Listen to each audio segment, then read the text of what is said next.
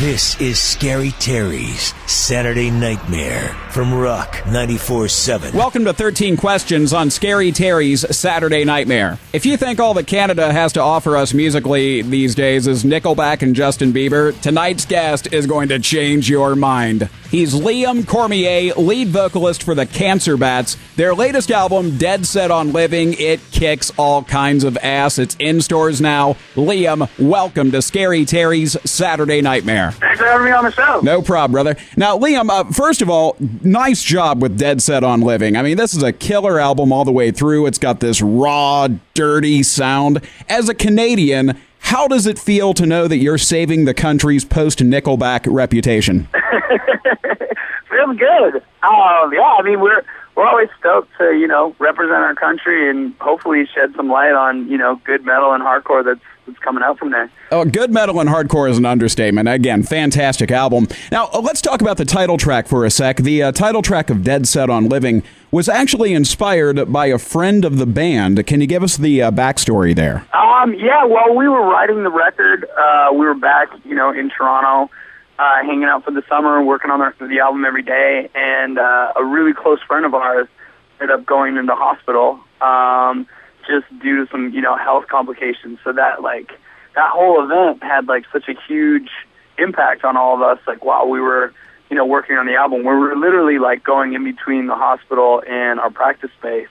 So when it came to me, writing lyrics, that was so much of my headspace where I actually, wrote that song outside of the hospital just from having conversations with him and kind of, everything that he was dealing with. And then it was him that came up with the whole, Dead Set on Living. That was his thing he said to us when he got out of the hospital. He's like, no, you know what, from now on, it's Dead Set on Living, keeping focused, getting my life together. And it made such a huge impact on all of us that we were like, yeah, not only does this apply to him, it was just for all of us being like, this is, what it's all about. How's your friend doing now? He's doing amazing now, yeah. So that was the other thing that I think made the whole record so much more positive, that at the end of it, it was like he was doing better. We kind of had this, this song and the record to kind of be supportive of him as well, to be like, yeah, man, we're all in this together, Dead Set on Living, that's our motto now. Now, Liam, we've been playing the Road Sick single quite a bit now on the Nightmare. In fact, the first time I played Road Sick on the show,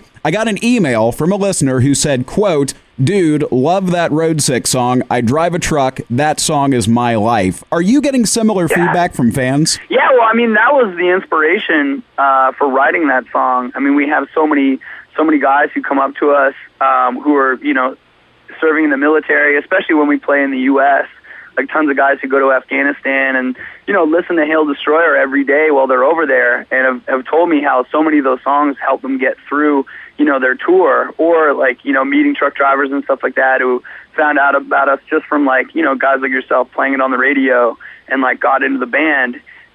So this was my kind of way of writing a song for all of us, everyone who's in this shared kind of life where, you know what I mean? We're all trying our best, and we all have to have those conversations over the phone where you're like, I'm going to be gone for another 2 months. You know what I mean? So it was me kind of writing from everybody's perspective. That brings me to my next question. The line, "Heard it said 1,000 times before, sure you're going to hear it 1,000 times more."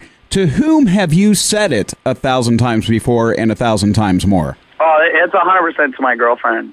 And to, even when I was writing it, it was R.A.T.S, the producer, was like, I'm going to have this conversation with my wife, in 2 weeks when I'm, working on my next project. And it's I know I'm going to say it so many other times. He's like, this is 100%. Anyone who's has that loved one back at home, you have to make those calls where you're just we just got offered another tour. You know what I mean? Or you're I'm going to be away for even longer.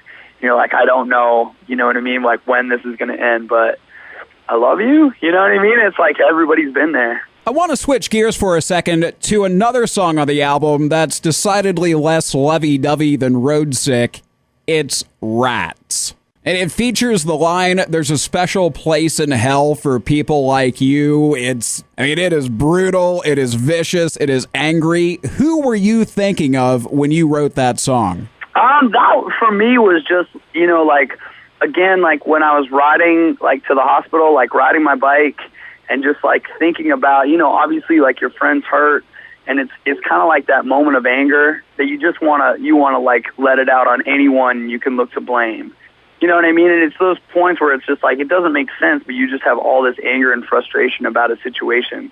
So you're like, anyone that's like, you know, messed around with my friends or like, you know, caused anyone any grief, it's just like, there's those people out there that you just want to call out. You know what I mean? And it's like, that was just that like kind of raw emotion that I was feeling. We had just finished writing the music for that. And we had, you know, figured out the hook for that chorus, and I was just like, there is a special place in hell for people like you. You know what I mean? Where it's just like, yeah, just like, not even specific, just like everyone I could think of. Now, another lyric that really stood out when I was listening to the album comes from Bricks and Mortar, and the line, "Grief like a halo around my neck." How did you come up with that? That one, I mean, that song is all about just like, you know, friends and having that as like your support system. And again, it's like the people that you have around you that you're able to, you know, get through all those harsh times in life. And I guess that was kind of like my, you know, just like idea, like almost of like being a martyr when you have like all of this like brutal things happen, and it's like just hanging over you, you know, but you have those people that you can turn to help you out. And that's where I mean, like, you know, the bricks and mortar of your life, it's like building up, you know, this protection around yourself.